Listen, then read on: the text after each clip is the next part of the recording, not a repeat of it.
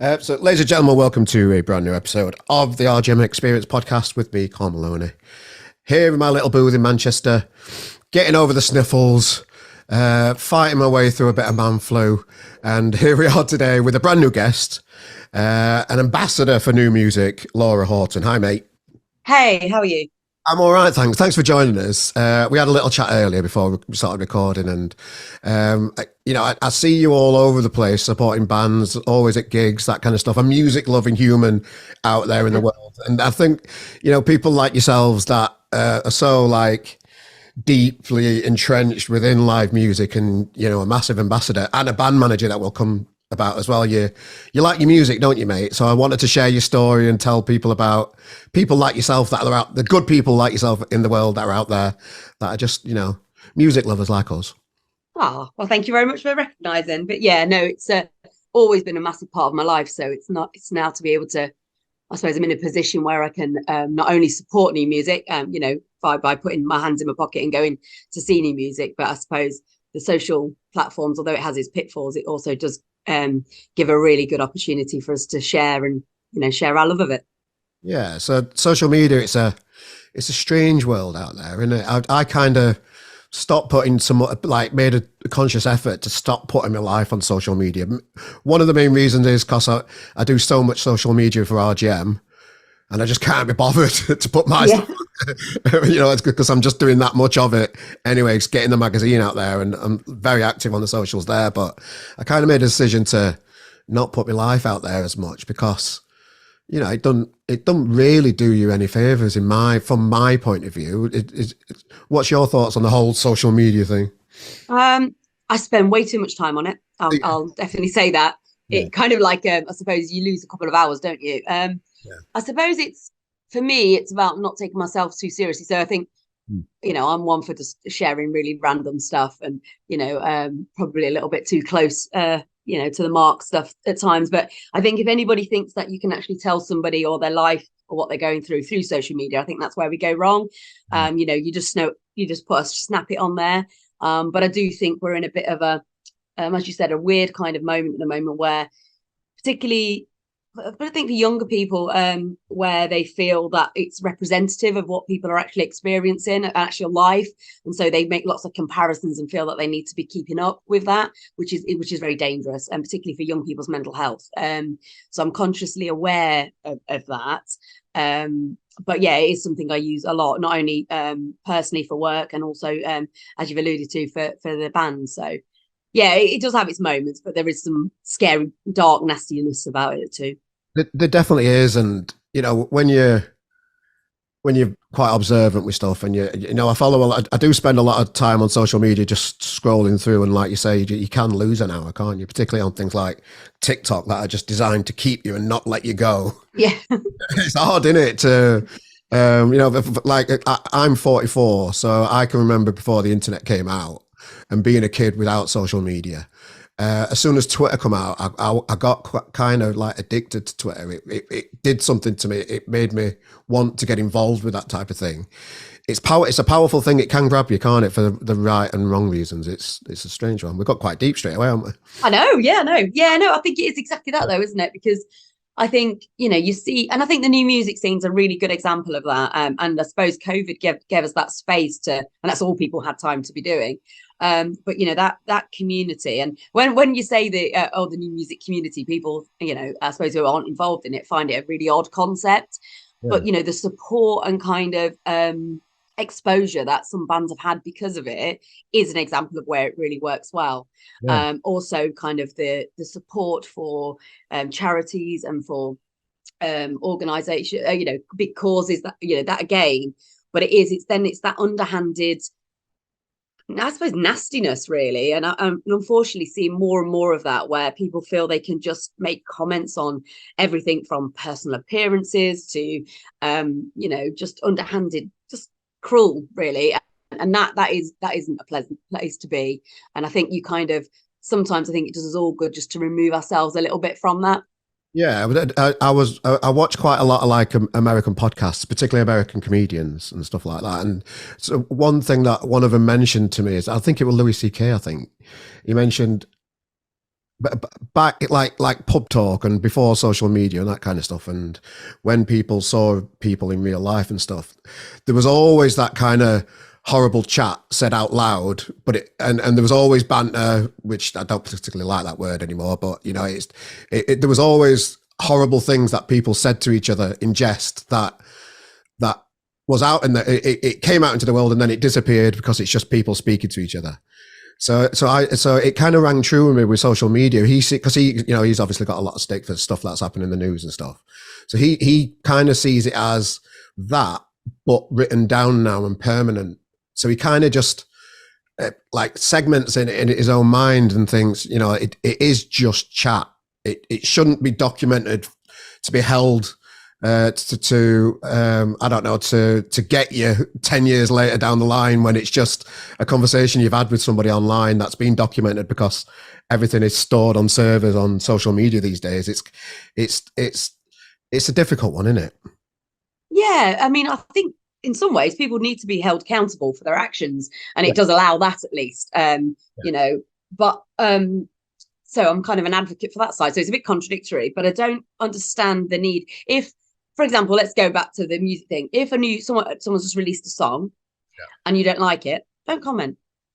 Just move on. You know, and I don't feel the need why people need to then be kind of really, really nasty about it, or likewise, it gets very personal very, very quickly. It's that kind of that whole saying, isn't it? Just because you think it, don't mean you should do it. And you know, and for therefore, yeah, it gets a bit tiresome sometimes when you just see some of that kind of ugliness raising its head. And I think, unfortunately, really getting deep now, I think there are some people that are within positions of, let's say, power, who put that statement out. And although a lot of people don't agree, the fact that they voiced it, it kind of gives people oh, well, it has been said, therefore I can too. So it's that kind of level of just, yeah, it's just a bit ugly, isn't it? I can't imagine anything worse than like looking back at some of my tweets when I was like 18, 19 though. You know what I mean? There's got to be some kind of cut-off zone I'm a completely different person. I feel like a different person just in the last few years of getting deeper into my 40s, where I'm more aware of how much of a better person I can be than ever because I'm a bit older. But Yeah.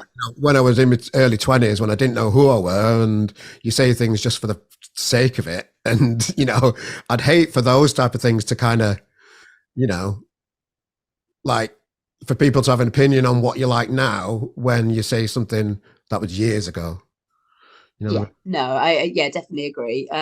But equally, I mean, I think you need to be able to look at, it's always about context as well, and that's what you can't get across on social media. And I think this it's so difficult. And my world of work, I work, I suppose I work in disability mainly, but I work across all equality, and so I do think we are much better where we are now than where we were even 5 years ago in many ways. Um, but I do see some of the resurgence of some of that hateful speech and some of those opinions that are just more freely out there. I'm not saying that it was any better years ago, because it was just underground, and like you said, it was those chats between friends, and that's not good either. Yeah. But now it just seems a way for certain groups and certain individuals to kind of create that, I don't know, it's like a passage of rights that they go, actually, I can say it's free speech and stuff. But I do think, yeah, we need to be able to sometimes disconnect from what happened and what somebody said in one context versus what's actually their opinion. And so I think there needs to be more kind of, I suppose, education, particularly with younger people at school and stuff, about actually what you put out there, and actually that it can be harmful, and it can be, you know, but it does create some discussions. And sometimes if you point something out to someone, not in an aggressive way, people might reconsider the choice of words they use, or start a conversation. You know, we do a podcast called Shits and Giggles. So me and a group of mates that actually social media was responsible for. We met through social media during lockdown, and we become great friends. And actually, I'm in Paula's house in the minute in Belfast, Oh, who I met online. And we did a podcast, our latest one. We touched a real important issue at the minute about safe gigs for women. And Tracy, who kind of set up that charity, she was our guest on there. And it actually created some really good conversations that we wouldn't have been able to kind of access if it wasn't for social media. That, you know, we engaged with people that hadn't considered some of the things that we'd said, or made them kind of reassess about how they might support people if they were to witness that situation, you know, from the calling out of mates that are using inappropriate language. And I think that's what we need to do better, but it doesn't have to be in an aggressive way. And same as if you see someone who's using inappropriate language on social media, or actually in life in general, you know, there are ways to tackle that. And often, you know, it doesn't need to be just a row. It can just be sometimes just an informed, you know, kind of a well-placed, informed kind of conversation. Yeah. And people do have them conversations, but unfortunately, sometimes it just gets, you know, just basically playground slagging matches. Yeah, you mentioned, and I was going to speak to you about safe spaces for women at gigs as part of it. So as you've touched on it, we might as well discuss it now. Yeah. I put gigs on myself at RGM, and on the interviews that we do with probably 10, 15 bands a week on the magazine, I've added a question in there recently about what can we do as a community to make it a safer place for women. So for me personally at RGM, on the mail out that we give out to all the bands, I specifically ask them, you know, if you do, if you see or something doesn't feel right, just let me know and I'll get security and we'll sort it out straight away. We put signs up in the gigs, you know, say we don't tolerate any kind of, you know, we don't tolerate anybody feeling uncomfortable at RGM gigs and that kind of stuff. And a lot of people, when we ask the question, particularly to artists, they're not really sure what to do other than just call it out. Help us out. Have you got any other tips that, you know, is there anything else we can be doing right now to make it a safer place for everybody that goes to gigs, and obviously women? Yeah, I mean, it is a tough one, isn't it? Because it's a societal thing, I think, which is, you know, going to take some work. I do think I think you know, definitely doing the right things. It's about telling the artists, and you know, I've not met an artist that doesn't really want that environment. You know, everyone wants to have a good time at the end of the day at their gigs. So, you know, kind of informing them that this is you know, this is our, I suppose, our, I don't know, our rules, our mantra, you know, that this is a safe place. But also it's telling people that, like, if you've got the signs up saying, actually, you know, we are aware of what our responsibilities are, and you know, and do you know yours? I think Safe Gigs for Women, they have like a charter, you know, that people like kind of sign up to, and saying these are the things that we won't tolerate within gigs. But I think there's not a lot really you can only educate people really, and it's just about being aware of things from kind of like personal space, which is really difficult when you're in a gig, you know, and just being a little bit more aware. And I was at a gig actually last night, and I was sober. Not that I'm drunk at every gig I go to, but it's actually really, really interesting to see it from that perspective, that people have not all, but very often when people are drinking, they have no awareness of that.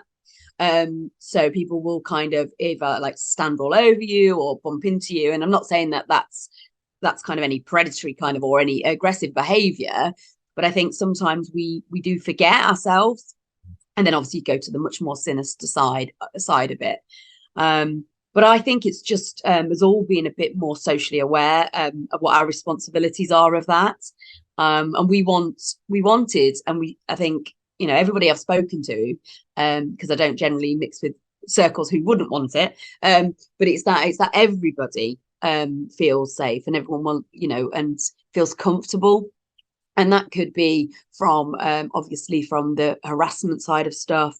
It could be to homophobia, or you know, it could be any of a race or kind of anything else. So I think it's just as all about being a little bit more socially aware of each other, and just having a bit more respect.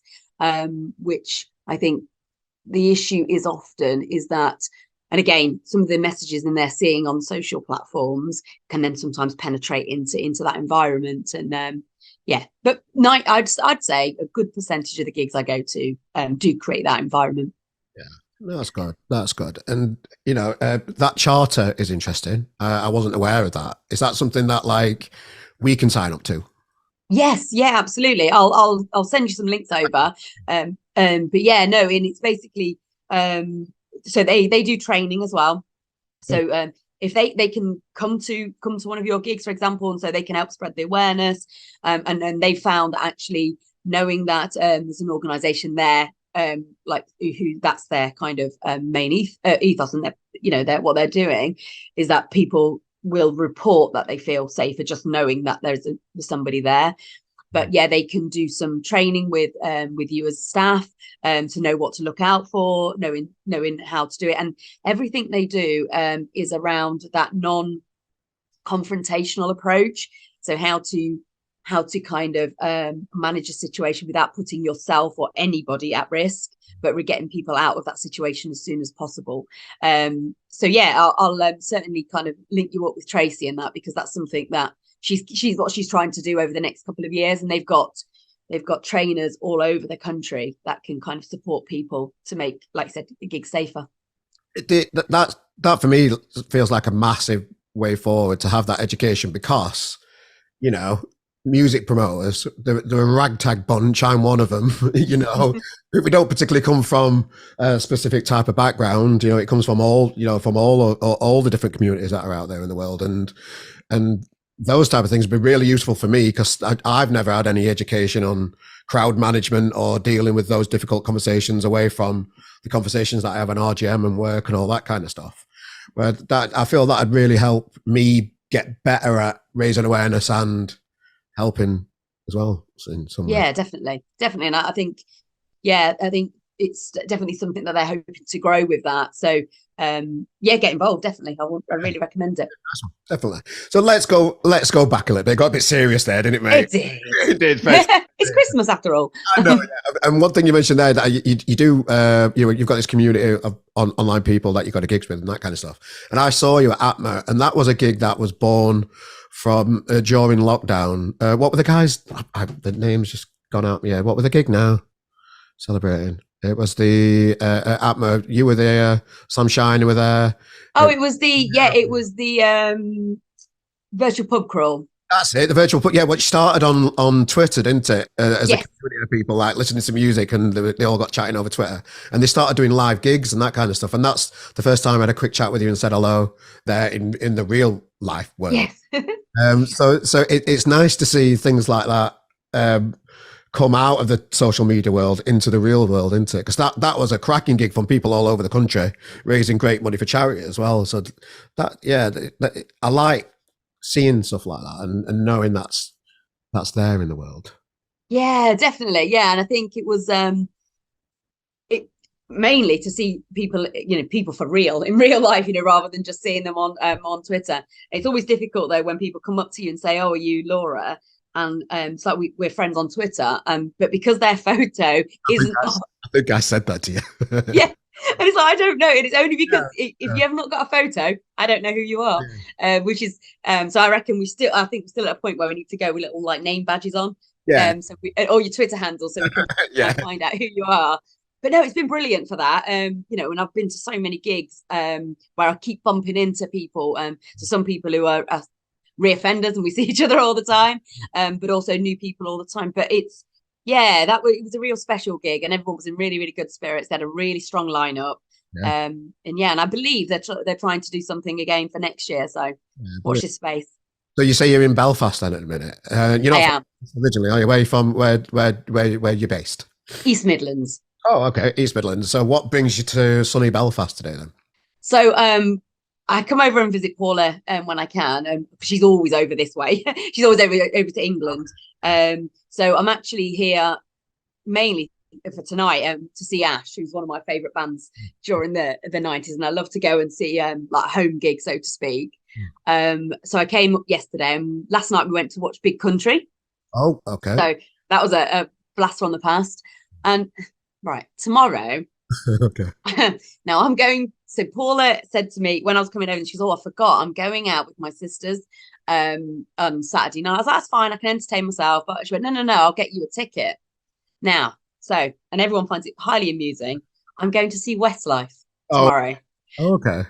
And so again, a home gig, so it'll be interesting. But yeah, they're not normally on my playlist, and I just think there's going to be a lot of 40 plus women screaming and shouting, and I don't saying that it'll be a good laugh, but I don't know their songs, but so I'll just sway and it'll be fine. And There's, our sister's promised me gonna be a big, cocktails. there's going to be a big, yeah, they're going to be sat on stools at some point, and there's going to be a big key change. Absolutely, I'm waiting for that moment. But I think there'll probably be a few, won't they? Yeah, definitely. Probably about four every song, if I can remember. How do you get the energy to go to a gig every night? It's quite a, you know, it's quite, you know, you must have a lot of energy to, you know, go to a gig like 3 nights in a row. When I've I been, know. like, yeah, I can maybe do another one, but then another one after that, it's just like, where do you get your energy from for it, mate? Where do you get your enthusiasm from? Because I do love music, and that's why I didn't drink last night. For Okay. one, to pace myself a little bit, and yeah, I don't know. There's just something special about live music. I've always loved it, and I've always done it. And from really young age, I was really fortunate. My parents took me to a lot of live music, and then it was again during lockdown. It was kind of a commitment to myself and artists. Really, that actually one of the best ways to support them is at the live shows. So I got really carried away in lockdown, and so a lot of rescheduled gigs, and then also I booked pretty much everybody I could see. So from new music to some of the kind of my more kind of bands that I'm kind of always been in love with, and then I found myself literally going to a gig, at least one a week, and that's carried on. So we said me and my friends and me and Paul particularly said, like, we need to rein it in next year. We can't keep flying over to each other. We can't keep doing this many gigs. And that went really well. And I've looked, and up until July, I think I've got at least one gig every week. So it's not going that well. Okay, fair enough. Fair enough.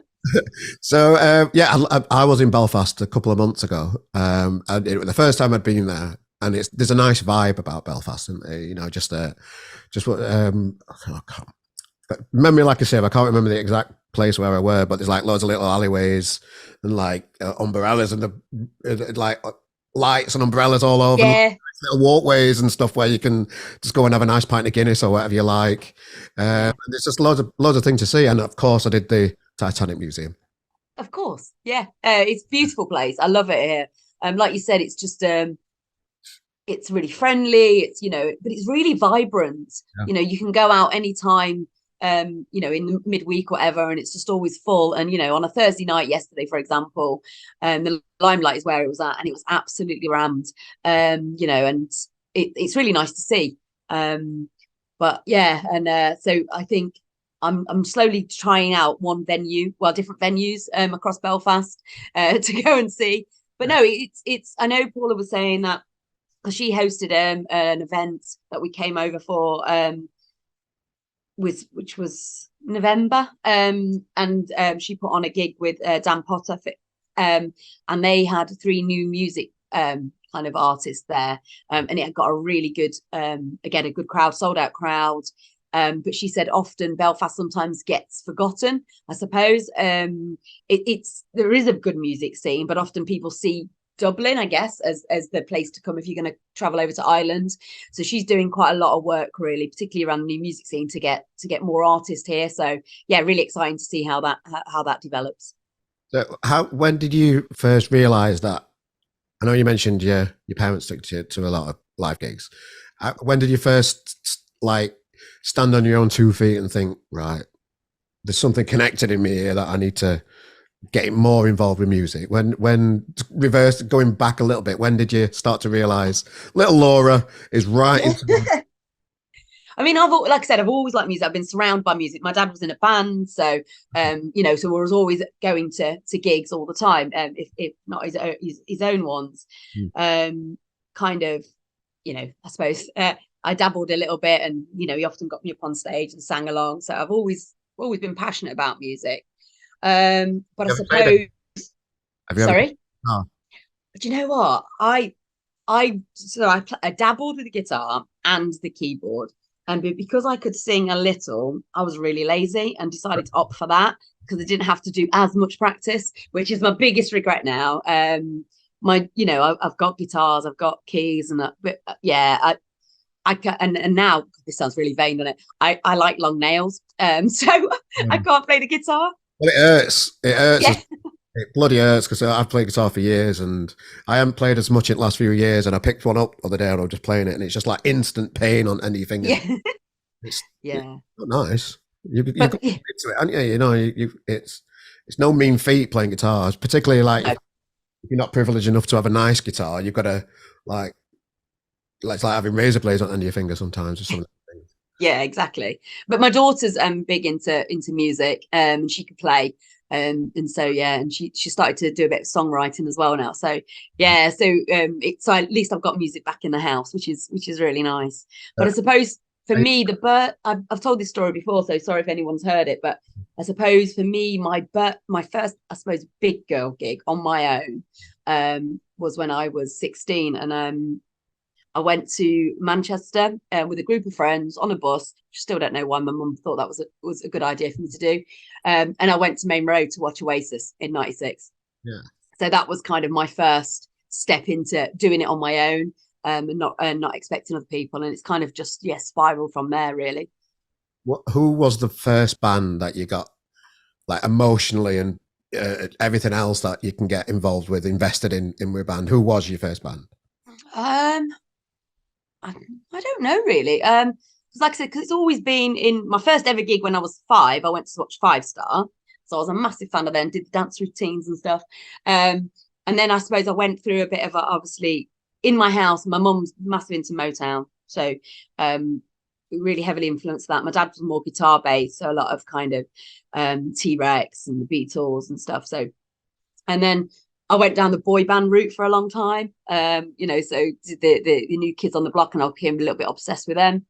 And then actually I had this conversation with Paula when I was 10. I was diagnosed with bone cancer. And so I went on a year's treatment and stuff. And then when my hair started to grow back, so this is like 11, 12-year-old Laura, having a crisis image. Yeah, crisis issue. I was like, oh my God, my hair's, it's only just started to grow back.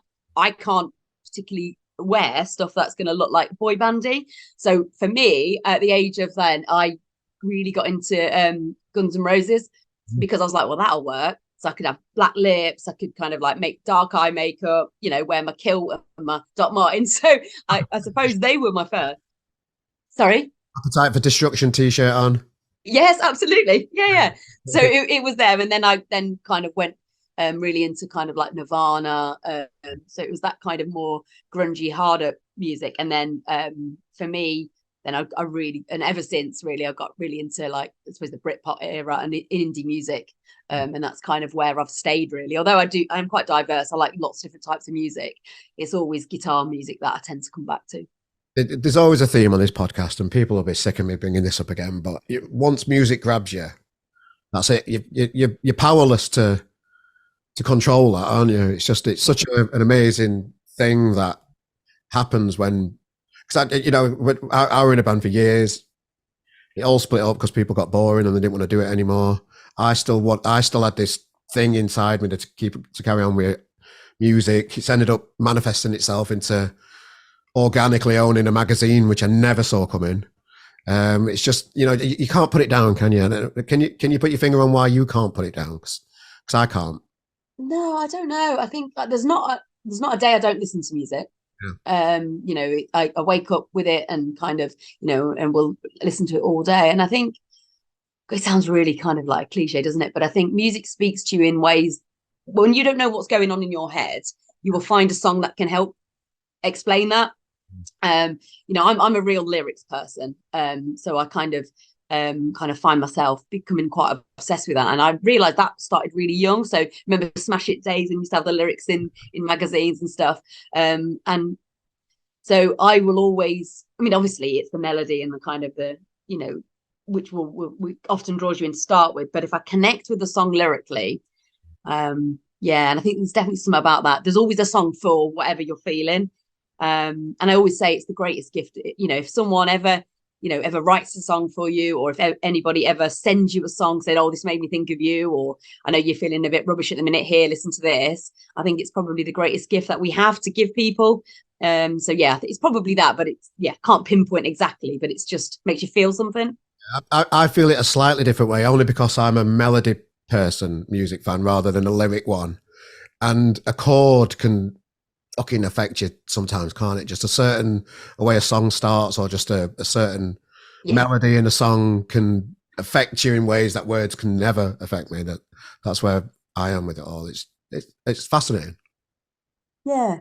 And obviously there's plenty of us that think that, isn't there? But and I never it's each your own, isn't it? Young people go, oh, I don't really listen to much music, or I'll have it on, but I don't really. It's weird. It's not like, yeah, it is. Yeah, it is. It is. It's like my older sister, and we didn't grow up together. She's my sister, but she's my stepsister, so didn't have quite the same influences as I did around music. And she does music. She listens to music all the time, but yeah, she's like, oh, I don't have a favorite band. No, I like a song. That's it. You know what I mean? And it's like, and I don't get how that kind of, so we often, she's like, oh God, you and your guitar music again. But yeah, but it's been, like I said, and my kids are the same. So it's really, really, my kids are at an age now, from very young, again, I took them to gigs. But they still come with me, which is really nice. My son's 26 and my daughter's 16, and they still both want to come to gigs with me. So I'm doing something right. Are you a bit of a mummager with them, particularly with your What? A mummager? Yes. Yeah.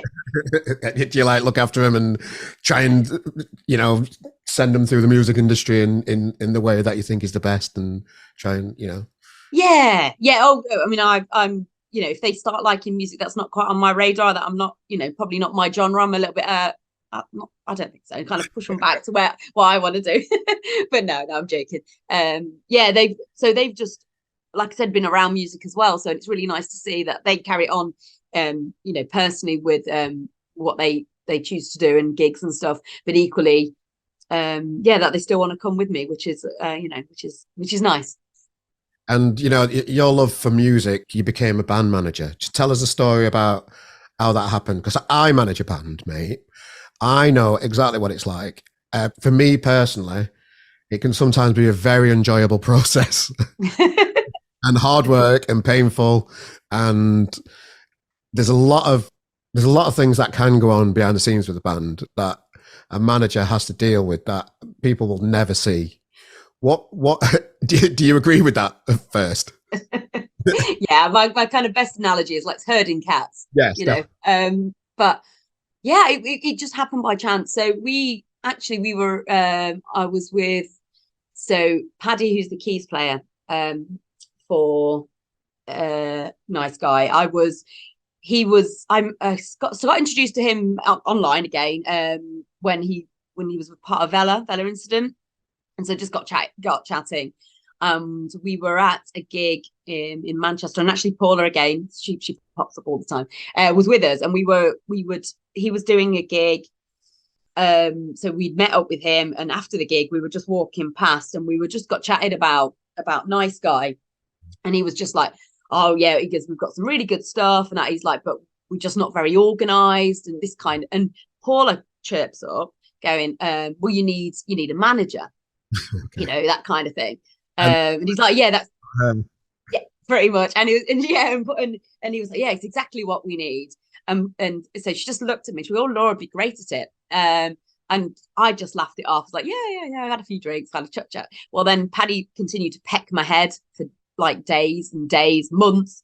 And then I remember getting this message from him one day, and he was just like, oh, I've spoken to the lads, and you're our manager. I was like, I'm not quite sure how that works, and I was like, but they've never met me, it might not work. He's like, no, we're keen. You can have 20% of nothing as well. Yeah, definitely. So I went over, they had a gig in Birmingham, and I went over to meet them, and I kind of gave my penny's worth of what I thought I might be able to bring to the table, so to speak. And they were like, yeah. And so it's just been over a year now. And we've released 5 singles this year, and actually one came out today, which was our Christmas song, Everything That You Asked For. So that was a surprise to everyone. We just dropped that this morning. So yeah, and I've managed, and their main thing was their main ask for me was to get them out of Teesside, because that's where they live, and that's where often they do a lot of gigging, and it's really difficult, isn't it, to navigate yourself around the rest of the country, particularly. Hardest thing for a band to get out of the place that they're in. And I've got a T-shirt on, a Jen Dixon T-shirt. Speaking of Teesside, Hey, she said, I love Jen. she's, obviously, trying to get out in there and working hard with the chickens and stuff and just cracking on. Yes. It's really hard for any bands to get out of town. And I'm managing a band called Sinclair in Manchester. And because I'm from Sheffield originally, I've managed to get them a few gigs in Sheffield and that kind of stuff, just to try and get out of the home city, because bands can play their own place too much, can't they? Yes. Yeah, definitely. And, and they were experiencing that they weren't developing because of that, I guess. Yeah. And one of the biggest thing that we've done, and we've linked up, and again, this is where it comes back to this new music community. We've managed to link up with quite a lot of bands and done a lot of gig swapping. And so we will go and support them in other areas. So we've been had the pleasure to support like Heavy North and Apollo Junction, the Cavs. So yeah, and that's just getting us around. And I think that's definitely the way forward, that bands actually, if they start teaming up and start doing that gig swapping, that definitely seems to be a really positive way to do that. It is really, it's for me, it's the only way. I don't know how else. Because from a promoter's point of view, I get a lot of bands from all over the country asking to play RGM live gigs. And it's really, I have to explain to them that the cost of hiring venues, particularly in Manchester at the minute post-COVID, is just ridiculous. Yeah. And it's a massive financial commitment to put on a band that might not bring anybody, because you're going to end up losing money, and then you can't keep losing money for too long unless you can't do it anymore. Yeah. So it's really difficult from a promoter's point of view to try and help. I do get a few people over from Sheffield every now and again. But the only way that I can do that is by having them on a gig in Sheffield. They sell tickets there, and then I can use that money from them ticket sales towards the Manchester gig and try and offset them both. So I don't go, owing hundreds of pounds at the end of each night, which is no good for anybody. No, exactly. And it's really, and there's something more disheartening also to, to play just for a handful of people. And I've had this conversation with a few artists, and it's a really difficult one, and I don't really know the answer. Now, there's kind of a lot of talk around people, like, I suppose, buying followers and likes on Spotify for their songs. And I understand why that's the thing, because there are certain playlists and certain promoters, particularly a festival, that won't consider bands if they've not got X amount of followers. So because there's so much emphasis on that, I see how that happens. Yeah. The only issue is then when you put on, so you think you have, because I don't believe sometimes the artists know exactly what's happened, particularly if they've got a management company and stuff behind them. And then what happens is you put a gig on because you think you've got quite a big fan base. And then, you go to kind of to do a little mini tour or whatever, and then you don't have that backing. So it's a real difficult one to crack, really. And then, you've got certain, so we're really trying hard next year to get on the festival scene. And a lot of them, it's literally, when you're filling out the applications, they want to know how many gigs you've had outside of your area, what's the followers on Spotify. So they put that much emphasis on it. Then people feel that the only way they can do that is kind of like fudging the system a little bit, but then that then doesn't translate when you're trying to get gigs. And it's just it's tough being an artist. All they're trying to do is just fake it till they make it, I suppose. In this industry, that's the hardest industry in the world. You've got to take whatever advantage you can, and there are sharks out there that sell you followers, which I've never done it. I don't really know what it means. I've done the old follow a lot of people, and some of them follow you back and then unfollow on social media. When I first started getting involved with Twitter, and you can't do it now because it just cancels you, it blocks your account, and then you've got to look if you follow more than like 20 people. So it's not like a thing like it was in the past. But yeah, I agree with you. I don't blame bands for doing it, because how else are they going to get any kind of reply from festivals or labels or managers if they've just got 50 people following them on Twitter? Yeah, exactly. It's difficult, and I don't know any, and I don't know any answer to that. I Yeah. think for us as a band, what we've really tried to do over the last, and it seems to work, is just being present. So, do respond if people do kind of tag you in a tweet, if they do start chatting to you. Don't just pop up when you've got something to promote. Just kind of, and people like nonsense, don't they? So if you've got some kind of, if you could do a little kind of soundbite of you just talking rubbish or just doing something really mundane, that really kind of gets it, gives the insight to you as people. And people buy, I think people buy into people. So if you're personable and you seem, a little bit witty or just, odd or strange, whatever that is, that seems to be a way forward. A band from Manchester called Spangled are the best at that. Yes, I like them a lot. Yeah, they are really good. They are daft as daft. They're just daft. I think they're my favorite humans in the music industry. I think.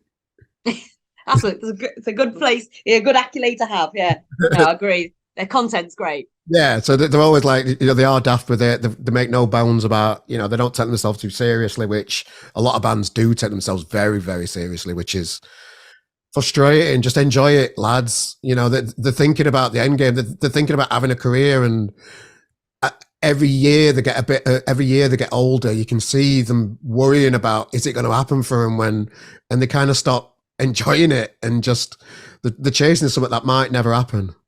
Just enjoy it for now and connect with as many people as you can. Then you've got a better chance than trying to, I don't know, live in a world where you've already been signed in your own head.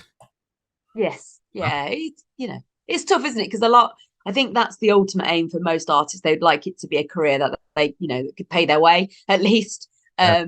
And I think, but it's easy to become jaded, isn't it? You put a lot of effort in, and then and again, it goes down to this.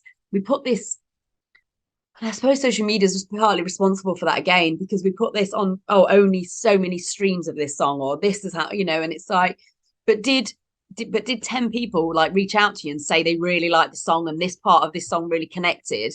And I think they've got to, like I said, often check in about why you're doing it. What is it about music that made you want to do it in the first place? And is that the reason you're still doing it? Because like you said, as soon as you stop enjoying something, well, that comes across as well. That becomes very evident, I think.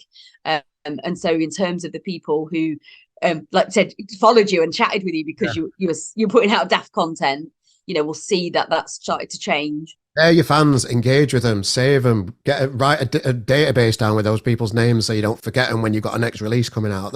And just grow it organically. That's the only way that you can do it. I think what we've been doing with Sinclair is like, particularly, I'm not talking about Sinclair specifically, but I see it with a lot of bands. Once they've done a hometown gig and they've sold a few tickets for it, they think they're entitled to a bigger stage straight away. When it's probably the worst thing that they can do is create moments, sell out gigs.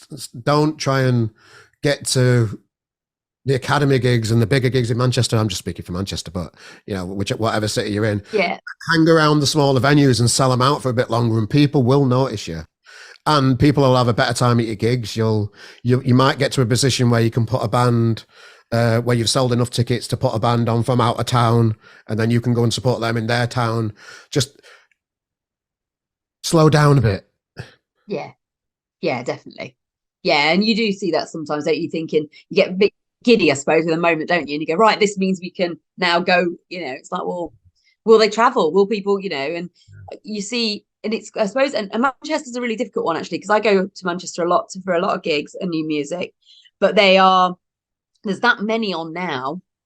And, and sometimes you see it's quite frustrating where you'll have really bands that I like that are on the same night in different venues, and it's like, but often that's the same audience. So the people that like that band like this band as well.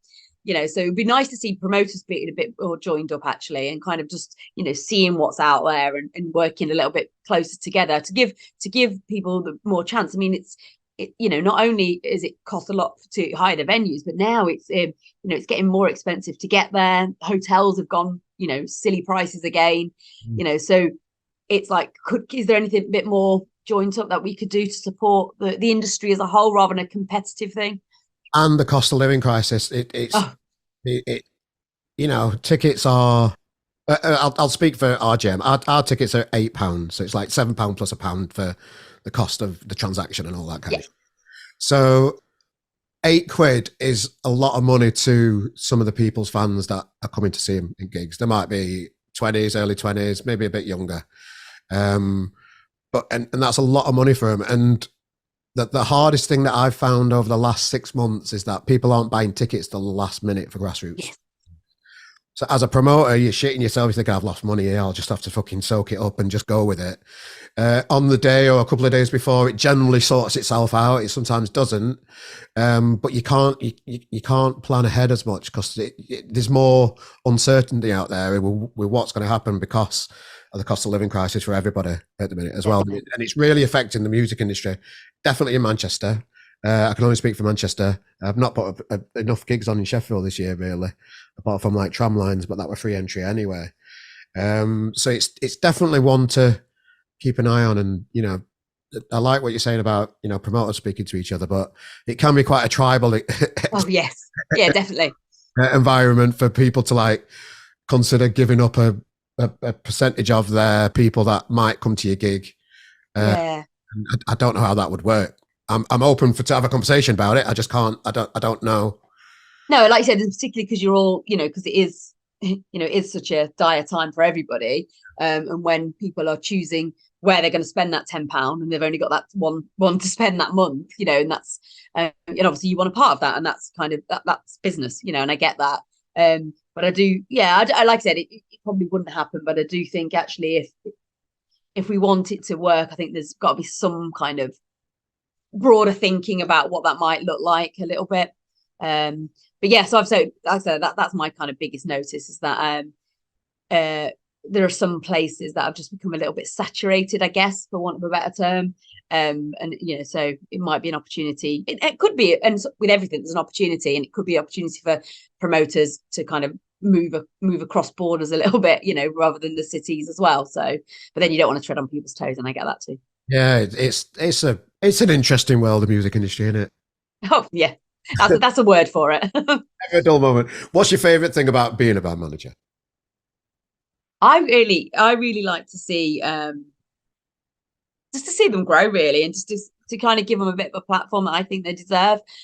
You know, that's really nice. And I was fortunate. So when our last single Corona came out, I'd only been managing them for a few months, and we went we hired a house. What could possibly go wrong? We went down to Liverpool for 3 days, and we went and recorded it with Sugar House in St Helens, which was a brilliant experience. So I got to see that from kind of like concept to kind of like being produced, and then obviously to the end, and to see that journey has been really good.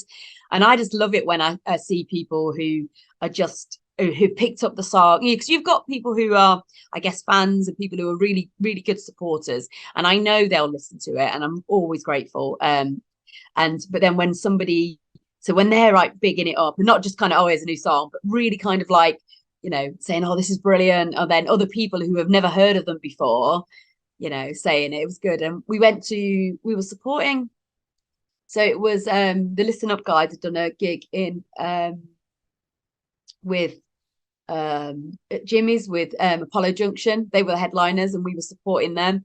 And it was I was just stood in the crowd, just ready to watch, and someone tapped me on the shoulder, and they were wearing like a nice guy t-shirt. And I just like, you know, it was little things like that. That's just, it is nice. It is nice to see. It is nice to guide these kids that don't have a clue in many, many ways. And it's nice to put your arm around them and show them a path. But they can be hard work, can't they? Yeah, well, mine are older than that. Mine are kind of like from the mid-20s. Yeah, you'd think they'd have a bit more kind of, I suppose, life experience, but no, they do.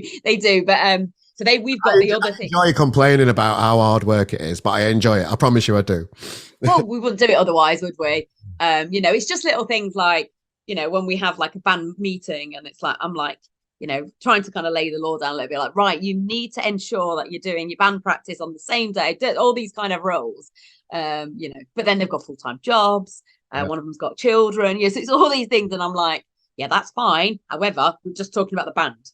And I'm like, have we got the artwork done for this bit? Have we done this ready? So it does seem like I'm a bit naggy sometimes. Oh, I've just turned into a nagging nightmare because one thing that I don't stand for is, I've been working all day. I'm like, right, okay.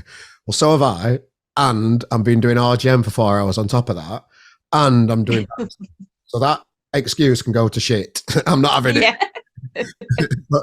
But it is what it is, and like you say, I wouldn't do it if I didn't enjoy it. And you do get some real breakthrough moments that you're sharing with these kids that are really passionate about music, and you can't beat that.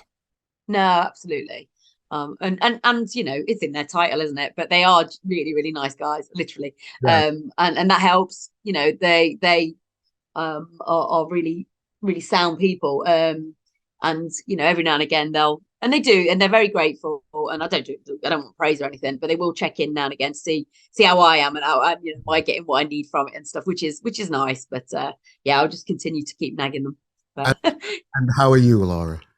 And how am I? What now? Yeah, I'm grand. All right. You've got a long weekend of music ahead of you, haven't you, mate? I have, yeah. So yeah, I'm all good. Do you have to take time for yourself? Just on a serious note, do you have to take time for yourself? Because managing a band is time consuming. You're working full time. You're at gigs a lot. You're traveling, or you're in Belfast now. Do you take time for yourself, mate? I'm just checking in on you. To be fair, I don't know how to. I never have. So yeah, and I guess, and that is for music. My time is music, I suppose.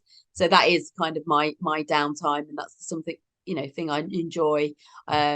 Like I alluded to when I was when I was younger, I was ill, and kind of in and out of hospital for years, bits and bobs, and then I was told I couldn't have children, so very shocked to find myself pregnant at 16. And so then I brought my son up, me and my ex did, and then 10 years later went on to have our daughter. And so kind of like I've always been busy. So when even though when I had my son, I went to university, still got my career, and so I've always been doing something, and so, but now I suppose my kids are at an age where they're older enough to kind of fend for themselves a little bit more. So kind of my time, although I don't believe you do have a time if you're a parent, but it is going to gigs, and that's where I get my kind of try and get my sanity a little bit. But well, you're very much appreciated from an onlooker. It's why I've got you on the podcast, because there should be more people like you in the world that just go out there and share the stories that go on around gigs and that kind of stuff. And there's loads of challenges. There always will be in this music industry. And I just thank you for your time today, mate. And it's been a nice chat. It's been nice getting to know you a little bit more. And I'm sure the people watching this have enjoyed our chat too, mate. Thank you. Oh no, thank you for inviting me. And yeah. And now everybody knows I waffle even more than they think I do. Welcome to my world. It's Thanks, mate. Cheers. Thank you.